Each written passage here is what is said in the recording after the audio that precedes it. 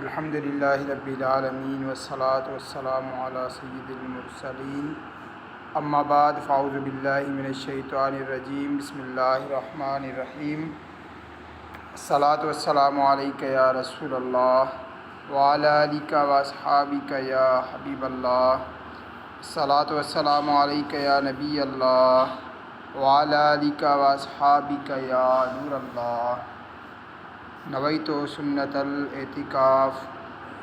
हज़रत अब्दुर्रहमान बिन औफ़ रदी अल्लाह ताला अन्हु खां रिवायत आहे, हिकु ॾींहुं नबियुनि जा सरदार मदीने जा ताजदार सल्लल्लाहु अलैहि वसल्लम पंहिंजे घरां ॿाहिरि निकिता ऐं हिकु बाग़ ॾांहुं रुख़ कयऊं। हज़रत अब्दुर्रहमान बिन औफ़ रदी अल्लाह ताला अन्हु ॾिसी सदन पोयां पोयां हलणु लॻा। पाण करीम सल्लल्लाहु अलैहि वसल्लम बाग़ में दाख़िल थिया, क़िबले ॾांहुं मुंहुं कयो ऐं मथो सजदे में रखियाऊं। हज़रत अब्दुर्रहमान बिन औफ़ रदी अल्लाह ताला अन्हु परे भी ॾिसंदा रहिया।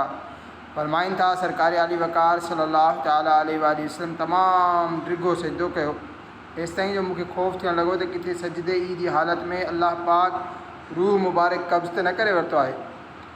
इहो ख़्यालु ईंदे ई मां अॻिते वधियुसि। मुंहिंजे क़दमनि जो आवाज़ु ॿुधी पाण करीम सल्लल्लाहु अलैहि वसल्लम मथो मुबारक मथे खयों। पुछो, केरु आहे? मूं अर्ज़ु कयो, हुज़ूर अब्दुर्रहमान। फरमायूं, कहिड़ो कमु आहे? मूं अर्ज़ु कयो, या रसूलल्लाह सल्लल्लाहु अलैहि वसल्लम, अवां एतिरो डिघो सिधो कयो, मूंखे ख़ौफ़ थियणु लॻो त किथे अल्लाह पाक सजदे ई में रूह मुबारक कब्ज़ न करे वरितो हुजे। सचे आशिक़ जी मोहबत भरी ॻाल्हि ॿुधी अल्लाह पाक जी आख़िरी नबी सल्लल्लाहु अलैहि वसल्लम जन डिघे सजदे जी हिकमत बयानु कंदे फ़रमायो, मूं वटि जिब्रील अमीन अलैहिस्सलातु वस्सलाम हाज़िर थी ॿुधायो, या रसूलल्लाह सल्लल्लाहु अलैहि वसल्लम, अल्लाह पाक फ़रमाए थो, ए महबूब सल्लल्लाहु अलैहि वसल्लम, जेको अवां ते दुरूद पढ़ंदो मां उन ते रहमतूं मोकिलींदुसि, जेको अवां ते सलाम मोकिलींदो मां उन ते सलामती मोकिलींदुसि। उन नेमत जो शुक्र अदा करण जे लाइ मूं एतिरो डिघो सजदो कयो। अल्लाहु अकबर। ए आशिक़ान रसूल, गौर कयो, दुरूद कंहिंखे पढ़णो आहे? उम्मतीअ खे। रहमत कंहिं ते नाज़िल थींदी? उम्मतीअ ते। सलाम कंहिंखे मोकिलिणो आहे? उम्मतीअ खे। अल्लाह करीम जी सलामती कंहिं ते नाज़िल थींदी? उम्मतीअ ते। शुक्र जो सजदो अदा केरु करे रहियो आहे? उम्मत जे ग़म में रहण वारो, शफ़ाअत फ़रमाइण वारो, उम्मत खे बख़्शाइण वारो, जन्नत में पहुचाइण वारो आका सल्लल्लाहु अलैहि वसल्लम। सुभान अल्लाह। अंदाज़ो लॻायो असांजा प्यारा आका सल्लल्लाहु अलैहि वसल्लम पंहिंजी उम्मत सां केतिरो प्यारु कनि था। अल्लाह अल्लाह। उम्मत गुनाह करे, आका रातियूं रोई रोई करे गुज़ारिन। उम्मत खे नेमत मिले, आका शुक्र जा सजदा अदा कनि। आला हज़रत जा भाउ मौलाना हसन रज़ा खान रहमतुल्लाह ताला अलैह लिखनि था, तुमको तो ग़ुलामों से है कुछ ऐसी मोहब्बत है, तर्क अदब वरना कहीं हम पे फ़िदा हो। हदीस पाक में आहे, सच्ची नीयत बाने खे जन्नत में दाख़िल करे छॾींदी आहे। हिकु डिघी हदीस पाक में नबी करीम सल्लल्लाहु अलैहि वसल्लम बनी इसराइल जे 3 माण्हुनि जो वाक़ियो बयानु फ़रमायो। तमामु इबरतनाक ऐं सबक़ आमोज़ वाक़ियो आहे। मां तव्हांखे पंहिंजे लफ़्ज़नि में ख़ुलासो ॿुधायां थो। बनी इसराइल में 3 शख़्स हुया। उन्हनि मां हिकु कोढ़ यानी जिस्म ते अछनि निशाननि जो मरीज़, ॿियो गंजो ऐं टियों नाबीन हुयो। अल्लाह अज़्ज़ व जल उन्हनि जी आज़माइश जे लाइ हिकु मलाइक खे इंसानी शक्ल में मोकिलियो। हाणे उहो मलाइक सभ खां पहिरियां कोढ़ वारे मरीज़ वटि आयो। उन खां पुछाईं, तोखे सभ खां वधीक कहिड़ी शइ पसंदि आहे? हीअ इंसानी अजीब तबियत आहे जो माण्हू उन शइ खे पसंदि कंदो आहे जेका उन वटि नाहे हूंदी।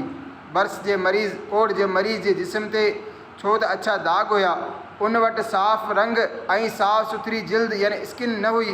जीअं त मलाइक जे सुवाल ते कोढ़ जे मरीज़ चयो, मूंखे सुठी रंगत ऐं ख़ूबसूरत चमड़ी पसंदि आहे। हीअ ॿुधी करे मलाइक उनजे जिस्म ते हथु फेरियो त उनजी उहा बीमारी ख़तमु थी वई ऐं उनजी रंगत सुठी ऐं जिल्द ख़ूबसूरत थी वई। मलाइक ॿीहर उन खां पुछो, तोखे कहिड़ो माल वधीक पसंदि आहे? उन चयो, मूंखे उठ पसंदि आहिनि। उन वक़्तु उनखे हिकु हामिला ॾाची ॾिनी वई ऐं मलाइक दुआ ॾिनी, अल्लाह पाक तोखे उन में बरकत ॾिए। उन खां पोइ उहो मलाइक गंजे वटि आयो। उन खां पुछाईं, तोखे कहिड़ी शइ सभ खां वधीक पसंदि आहे? उन चयो, मूंखे ख़ूबसूरत वार वधीक पसंदि आहिनि ऐं मां चाहियां थो त मुंहिंजी इहा गंजाइण ख़तमु थी वञे, छो त इन जे करे माण्हू मूंखे हक़ीर सम्झनि था। मलाइक उन ते हथु फेरियो त उनजी गंजाइण ख़तमु थी वई ऐं उनखे ख़ूबसूरत वार अता कया विया। पोइ मलाइक उन खां पुछो, तोखे कहिड़ो माल पसंदि आहे? उन चयो मूंखे गऊं वधीक पसंदि आहे। पोइ उन हिकु ढुकी गऊं ॾिनी वई उनखे ऐं मलाइक उन जे लाइ बि दुआ कई त अलाह पाक तो लाइ हिन में बरकत ॾिए। हाणे उहो मलाइक नाबीन वटि आयो ऐं उन खां बि पुछाईं त तोखे कहिड़ी शइ सभ खां वधीक पसंदि आहे? उन चयो मूंखे हीअ पसंदि आहे त अलाह पाक मूंखे अखियुनि जो नूर अता करे त जीअं मां माण्हुनि खे ॾिसी सघां। मलाइक उन ते हथु फेरियो त अलाह पाक उनखे अखियुनि जी रोशनी अता करे छॾी। पोइ उन खां पुछाईं तोखे कहिड़ो माल वधीक पसंदि आहे? उन चयो मूंखे ॿकरियूं वधीक पसंदि आहिनि। पोइ उनखे हिकु ढुकी ॿकरी ॾिनी वई। अलाह पाक उन्हनि टिनी जानवरनि में तमामु घणी बरकत अता फ़रमाई। हाणे ॾाची गऊं ऐं ॿकरी फर ॾियणु शुरू कया। कुझु ई अरसे में उन्हनि टिनी जे जानवरनि में एतिरो इज़ाफ़ो थियो जो उन्हनि जानवरनि सां मैदान भरिजी वियो। कुझु अरसे खां बाद उहे टई तमामु मालदार थी चुका हुआ। पोइ मलाइक उन कोढ़ जे मर्ज़ वारे वटि उन जी पहिरीं सूरत याने कोढ़ जी हालत में आयो ऐं उनखे चयाईं मां हिकु ग़रीब ऐं मिसकीन आहियां ऐं मुंहिंजो सामान ख़तमु थी वियो आहे। वापसि वञण जी का सूरत नज़र नथी पई अचे, पर अलाह पाक जी रहमत मां उमेदु आहे ऐं मां तुंहिंजी मदद जो तलबगार आहियां। जंहिं ज़ात तोखे ख़ूबसूरत रंगत ऐं जिल्द एतिरे क़दुरु माल अता कयो, मां तोखे उन जो वास्तो ॾियां थो त मूंखे हिकु उठ ॾेई छॾ त जीअं मां पंहिंजी मंज़िल ताईं पहुची सघां। उहो ॿुधी उन शख़्स मना कंदे चयो त मूं ते पहिरियां ई घणियूं ज़िमेदारियूं ऐं हक़ आहिनि। मलाइक चयो मूंखे ईअं लॻे थो त मां तोखे सुञाणां थो। छा तूं उहो ई न आहीं जंहिंखे कोढ़ जी बीमारी हुई ऐं माण्हू तोखां नफ़रत कंदा हुआ ऐं तूं फ़क़ीर ऐं मुहताज हुए?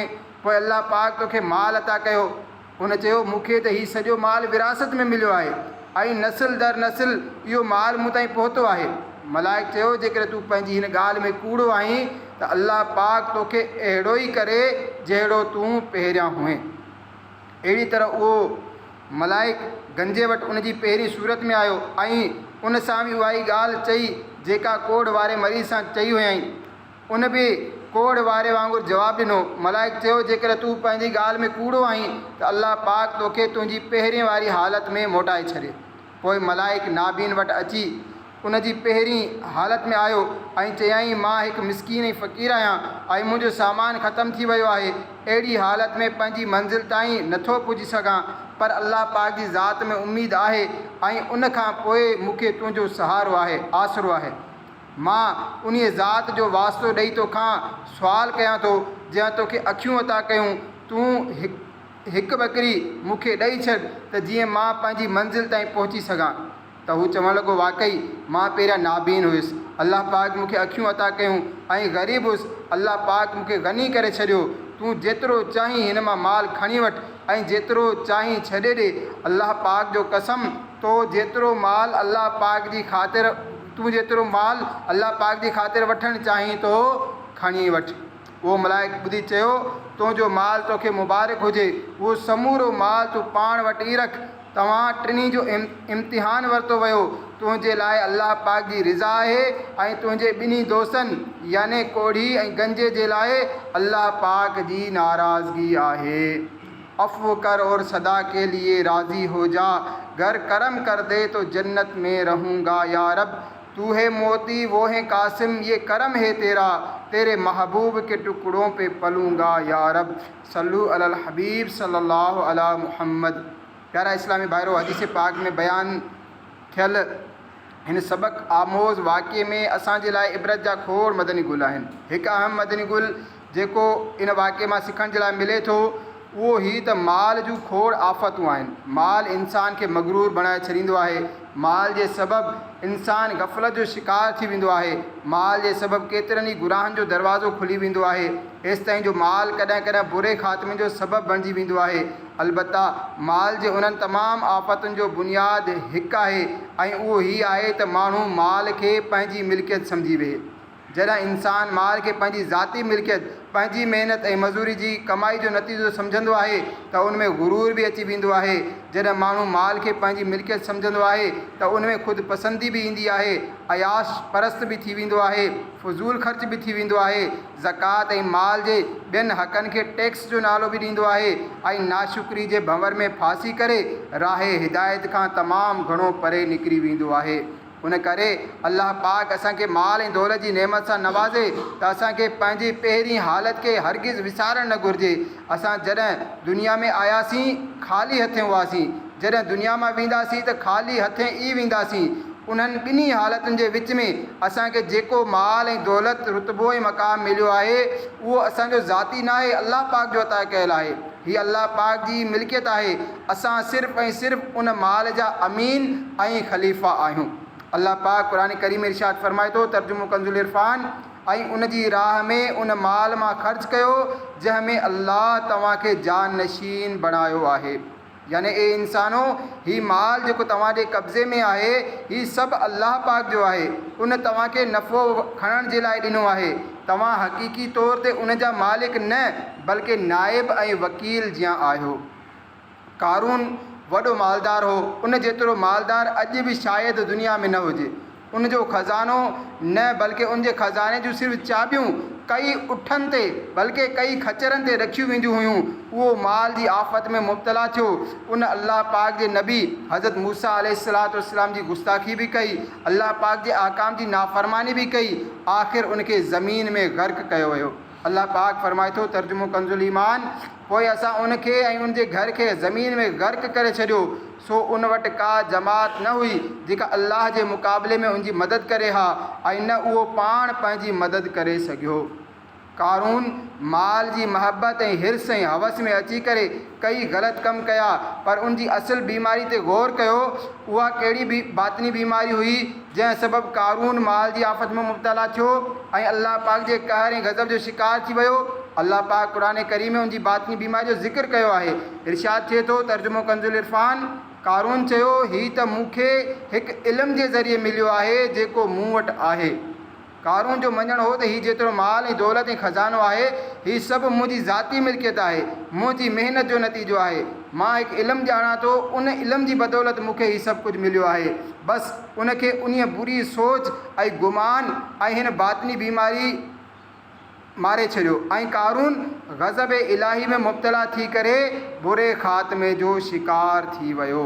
हे आशिकान रसूल, हीअ ॻाल्हि असांखे हरगिज़ न विसारणु घुरिजे त असां अल्लाह पाक जा बाना आहियूं। ला इलाहा इल्लल्लाह चई करे असां इक़रार कंदा आहियूं त असां अल्लाह पाक जा बाना आहियूं।